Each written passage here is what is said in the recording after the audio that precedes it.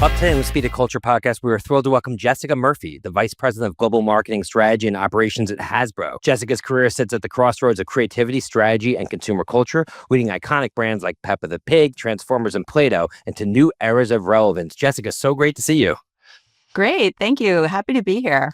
Absolutely. So, you are such an interesting company at such an interesting time because many are questioning what is the future of creativity and even play in an era of AI.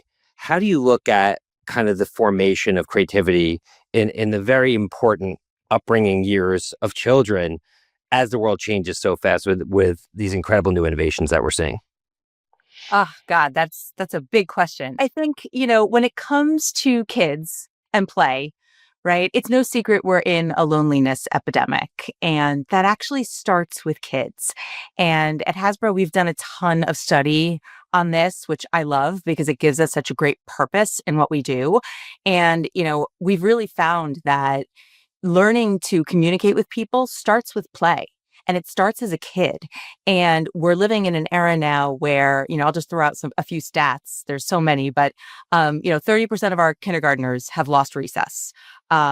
Kids age 6 to 11 has 25% less free time for play than they did 10 years ago, right? And that's turning us into adults that don't really understand how to connect and communicate with people that aren't in our inner family circle or close-knit group of friends, right? So we have a generation of lonely adults. And that really, it sounds terrible, but it's actually so impactful to health. Again, just some statistics, being lonely is the equivalent of smoking 15 cigarettes a day.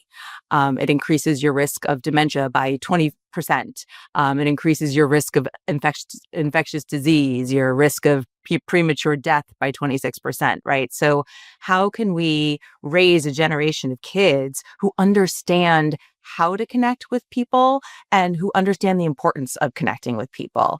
And play is foundational to that. So we need to keep kids playing. We need to keep kids playing in real life. So then that brings us to this dichotomy, right, of this age where everything is getting more and more and more digitized. So we're more connected to each other than ever, but we're actually lonelier than ever.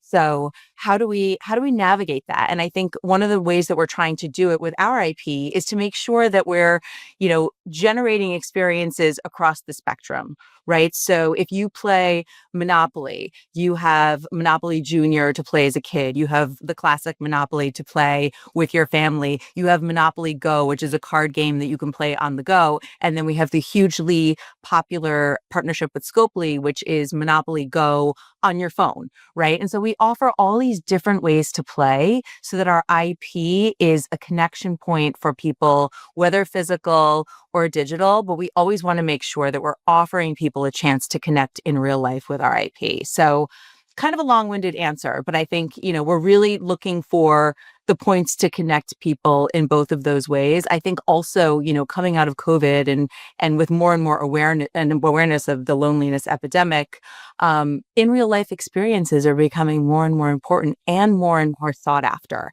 And I do think that's going to continue, which is a benefit for us. Why is play being deprioritized for kids at younger ages? Like, what's going on in the education system that's forcing administration to take away recess? I mean, I've never heard of that before.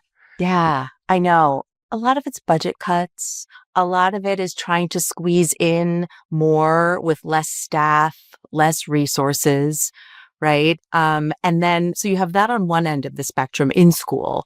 And then out of school, you have parents who are scheduling their kids more and more and more, right? More sports, more tutoring, more after school activities. And then you couple that with the fear that we've begun to have as parents of just letting our kids outside to play.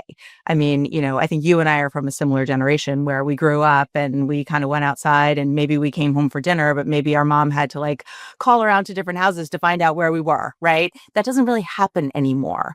And, I don't know if you've read the book, The Anxious Generation, but it's all about the fact that parents today fear real life situations for their kids. And what they really should be fearing even more is unsupervised digital experiences for their kids, right? So, I'm hoping that awareness continues to grow, and we try to push our kids out into the real world a little bit more, because again, that riding bikes with your friends after school, that kind of doing your homework together, that's how you learn to navigate real world problems and real life experiences as an adult. Yeah. And of course, at the heart of play is creativity.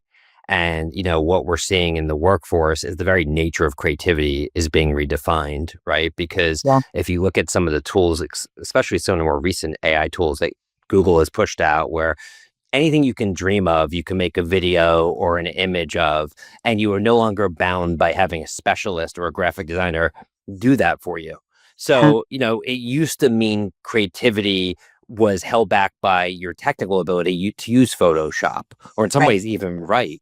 But now it's really just if you have the idea, you almost have much more potential than ever before. Like ideas now have so much more potential because you don't have the same dependencies Yeah. as we did even 2 or 3 years ago. So I've been thinking about that a lot recently because when you think about how kids are raised in school, they're taught to color inside the lines. But I think moving forward, the robots are going to be able to be incredible at coloring inside the lines. But what they're not going to be able to do is color outside the lines Right. and actually, symbolize in ways that make us unique as humans. I just Yes. want to know what are your thoughts on creativity and how that's going to evolve given all that. Yeah, it's fascinating. I think, generative AI is a huge problem solver for everybody with a great idea, right? Just like you said. Um, but it hasn't gotten to the place where it can come up with the creative ideas yet, right? So you still need the human there. And I And I think don't think that's it ever how will, Jessica, because like so much of our creativity comes from our human life experiences. Whether completely, it's falling in love or getting your heart broken or having something amazing happen to you in the real world or whatever it may be. And so I think that input is really the core to our humanity moving I hope forward. you're right. I really Yeah. hope you're right. Yeah. I think a lot of people out there hope you're right. And I do think you're right. I think, and true creativity a lot of times comes from solving a human need, right? And machines are never going to understand human needs the way humans understand human needs. But I think that's very much how we're approaching AI at Hasbro and those tools at Hasbro, like help them accelerate human creativity, not replace human creativity. Yeah. Have you guys given any thought to a world where, the power of AI can be actually embedded into the product? So like a kid can talk to Peppa the pig and Peppa the pig can teach the kid. Like to me, I feel like that technology is possible right now. Yeah. Are those types of innovations things that you're working on? And when do you see products like that, not necessarily at Hasbro, but in the industry in general, come to market? I think very, very soon. Some of them Really? some of them are, It's we've like heard the movie whispers of the Ted, right? Where the Barbie, kid talks to right? his stuffed Yep. animal. So when do you see products like that, not necessarily just for Hasbro, but in general in the toy industry coming to market? So, we've heard whispers about Barbie coming from Mattel, right? We certainly have ideas in incubation at Hasbro. I think, we just want to be sure that they're going to work as expected, Yeah. right? I mean, And be a we had good this, thing for kids. yeah, it'd Because be sometimes like the amazing. imagination gets taken away if the toy starts talking to you.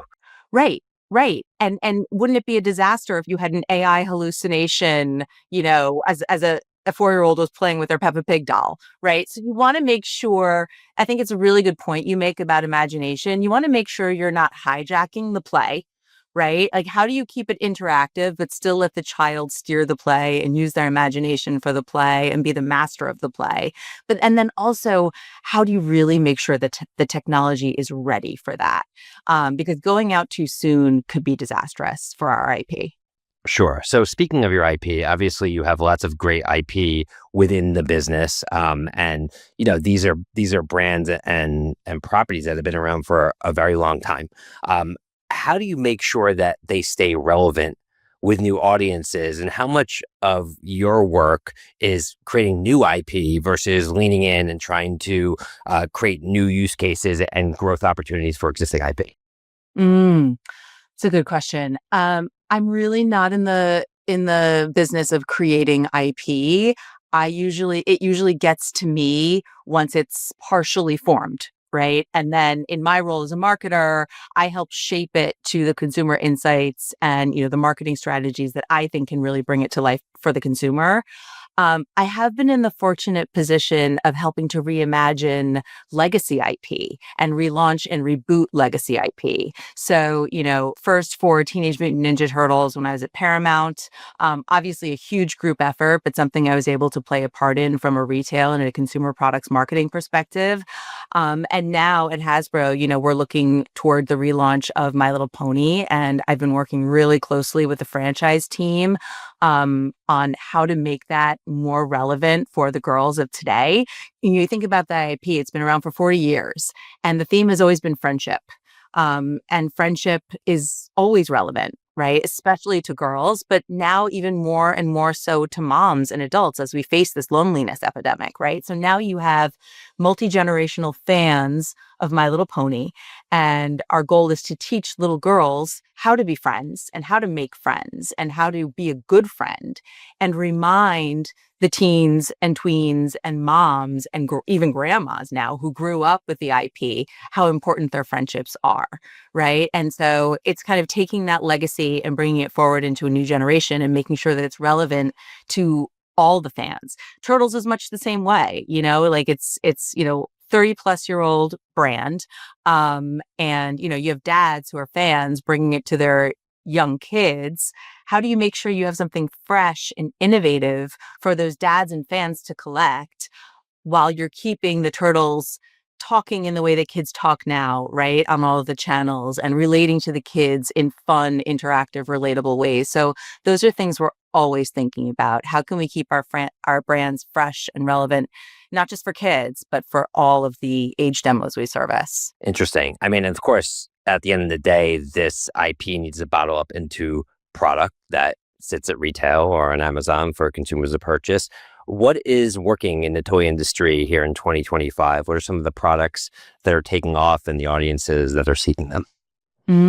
I think tactile play is a really big one. Like slime Um, and yes, Play-Doh oriented stuff? Yeah. fidgets, things like that, right? And that is directly tied to anxiety in kids, Yeah. and the fact that they need to play with something tactile is why ASMR videos are so popular, right? It's why those Pop-It toys were really popular. Like sensory, like it's ADHD as well. It's a big part of Yeah. that. Yep. Yeah. And actually, we've had meetings at Hasbro where we pass around little cans of Play-Doh, and we just find that if people can keep their hands busy molding clay or, as they talk, the ideas come out faster and the inhibitions go away and you stop overthinking things. So that tactile play experience, I think, is really, really coming back. I think that, with girls specifically, fashion remains hugely at the forefront. I think that the next brands to really crack the fashion space are going to be really, really big. And then I think with boys, it's really kind of like, how do you keep the tried and true things fresh and relevant? So action figures, vehicles, they're not going away, but I think the brands that are winning are finding out how to make them more relevant and give them digital and, video game play experiences that keep them really relevant for today's boys. Fashion, I think, remains really big for young girls. I think the brands that get it right offer them the right blend of what's new and hot, but also really making room for them to express themselves. So I see toys where girls can accessorize, girls can play with hair, girls can play with nails and makeup. And it's not really even just a form of beauty. It's a form of self-expression that I think is really catching on more and more with young girls today. And then in the boys space, you have your tried and true action figures and vehicles. But I think, again, the brands that are winning are just modernizing it, and they're connecting them to digital experiences, and they're putting them in video games. And again, going back to what I was saying about physical to digital experience in play and being able to offer kids the ability to go back and forth seamlessly. Yeah. I think that, having the multitude of touch points with whatever asset, because it's digital is becoming a bigger part of kids' lives for better or worse. I mean, I do not envy the job right now of an educator to try to figure out what does teaching tomorrow's leader mean in a world where you really don't know what the jobs are going to be that exist in 2030 or 2035. It's just, we're in a whole new world right now where I think people are kind of reinventing while they're on the fly. I was just going to say, to your point earlier, I think it's ideas. Ideas are never going to go away. Human ideas and ideation and creativity, I think, are always going to win. So in terms of, we talked about the products, and obviously, we're all aligned that the notion of creativity and play is changing. What's working in terms of bringing your messages to market to drive consideration, ultimately purchase for the new products that you bring to market? What are some of the retail channels, and what are some of the creative approaches and storytelling based approaches that you're finding effective? Yeah. Well, when you're talking about kids these days, it's really YouTube and gaming and influencers. Like those are the three places they're really dialed into, right? And I think you can see the most success when you can connect those channels to your retail channels in any meaningful way, right? So we're seeing that we are amping up our investment on, the Amazon media of the channels of the world, the Walmart Connect channels of the world, the Roundel channels of the world, because they're making such big innovations in how they're connecting to upper funnel media tactics. Absolutely. So, if you put an ad on Roku, it connects directly to Walmart. If you put an ad on Amazon Prime, it connects directly to purchase. And then you have this data funnel from awareness to consideration to purchase that was hard to piece together previously, right? So I think technology is making it easier and easier. And, even though platforms are bifurcating, they're continuing to proliferate, kids are mainly gaming and watching YouTube. And so those are the primary ways that we want to reach them. I think in terms of messaging, the experiences you can create in games literally allow you to play with the IP. And we're all about play, right? So that's a win. And then when it comes to creators and influencers, it's really about giving them free rein to be themselves with your product. Kids can sniff out inauthentic content probably even faster than adults can. So it's really, really important to just kind of release your hold on the IP a little bit and allow it to adapt to the play experience in the game and allow it to become what the creator wants it to become in that moment. And I think that's the most effective way to generate interest right now. And then again, going down the funnel to the performance media and seeing that connectivity is where we're really seeing success. How much work have you guys done in the world of creators? Obviously, when you talk about YouTube and you want to go on your eyeballs, not to mention Instagram when kids come 14, to those that wait till 14, not all of them do. How important is the creator economy to your ongoing strategy to make sure that you're where your audience is? Extremely, extremely important. We deal with creators on all levels. We see them as a paid media channel and we engage them specifically, through the marketplaces. We see them as brand ambassadors with bigger deals and contracts where they become the face of our brand for a certain period of time and we engage with them over and over. And then, we have fan communities that are diehard fans of our brands, and that's a gift, right? So really, you have to think about them when you develop product and keep the product in their hands. And that's really the special sauce there because they're a free mouthpiece for you, but they want to feel like you're thinking about them at all times and you're creating for them. And they want to be the first or among the first to receive our products. So it's really three tiers for us. It's that kind of collector, creator, fan community, inherent fans that we just have to kind of keep in our fold and keep really engaged. Then there's creators as a paid media channel kind of coming in over that. And then there are those bigger deals where we have a celebrity or a creator face of the brand that becomes a more meaningful tie to the IP. Right.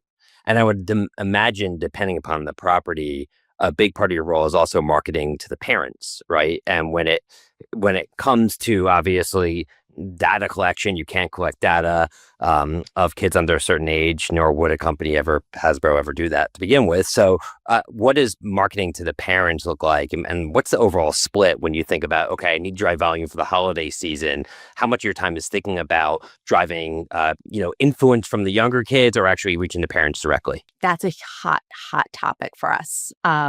It really varies by IP. It really does. We have to look at the IP and we have to really comb the insights and look at who's driving purchase, right? And it used to be, back 10 years ago when I was at Nickelodeon, that, when we were talking about preschool IP, we were talking just to parents. We wouldn't even bother. We'd let the content do the work with the kids and the commercials would go to the parents. Now we're finding kids are driving that purchase power younger and younger, starting at the age of 4. So we really have to talk to the kids when we're selling Play-Doh. But we also have to talk to the parents. So we're always thinking about what's the split. And if one has to go away, which one is it? And we're constantly looking at our campaigns and testing. We'll launch something and say, let's just talk to We'll launch something and say, let's just talk to parents in this specific DMA or market, right? And see if that moves the needle versus this specific market where we're just talking to kids and see which has a bigger influence so that can continue to shape the split going forward. So there's no one formula. It varies by every single brand, every single season, based on the insights that we're seeing come from purchase. Makes sense. Yeah, it's something I've always wondered about in terms of your industry and how you go about going to market. So let's shift gears a little bit as we wrap up here. Jessica, you've had such a great career and you've spent time working at so many great companies like Viacom and Nickelodeon, Pop Sockets, of course, now Hasbro. When you look back on your career, what are some of the things that you've consistently done right along the way to continue to be a valuable executive and a really effective, leader at these organizations? Adapting to change. I think that's the single biggest leg up I've had. I'm someone who kind of thrives on change and dynamic circumstances, and I love to continue learning. And change, I think a lot of people fear it or let it trip them up. And I think that, something that I've always embraced is new challenges. And I've always said that to my team. It's not a waste of work. It's a pivot or it's a learning opportunity, right? Something goes away. It's an opportunity to get started on something new. And I think that goes a long way in the corporate world. And I think more and more so as we all evolve and we're in this period of rapid technological shifts, the ability to adapt to change, I think, is really valuable. Yeah, for sure. I think now change is the only constant. The only thing we can bank on is that things will look nothing like they look today, 5-10 years from now. So it's just, we're in a fascinating time. And in that regard, what advice would you have for some of our younger listeners here on the podcast in terms of some of the things that they should lean into or focus on earlier in their career to set themselves up for success in the world of marketing? Yeah, I think that, the days of being a deep specialist in one thing, and that being the most valuable tenet, are slowly going to go away with the advent of AI, right? I would advise people now to get as much experience in as many different facets of marketing as they can, because first of all, you get to know what you like. And that in itself is powerful, right? You get to know where you want to lean in, but also it makes you a generalist and it really lends to being a strategic marketer and leader in the future. Yeah, and I would say it also future-proofs you, right? Because you don't want to focus on, let's just say, search engine optimization if 2 years from now everyone's searching for things on ChatGPT and that's just one example, and some would say, yeah, well, it carries over. Okay, but there's a lot of specialism and technical details that won't apply. And I think if you're broad and you have a much wider aperture of marketing and of the consumer, then those skills will be applicable no matter where the world is when as your career progresses. Yeah, absolutely. I couldn't agree more. And I think that, it also allows you to really understand when you're marketing a product or a service or a brand, what levers do you want to pull? the knowledge of all the levers really allows you to understand how you want to shape a campaign. Absolutely. That's fantastic advice. So we always wrap up our podcast by asking our guests if there's a saying or mantra that's kind of encapsulated their career journey to date, and would love to know what comes to mind for you. Yeah, mine is from my dad. And I love this question. I had to think a bit and then I was like, oh, wait, no, it's this.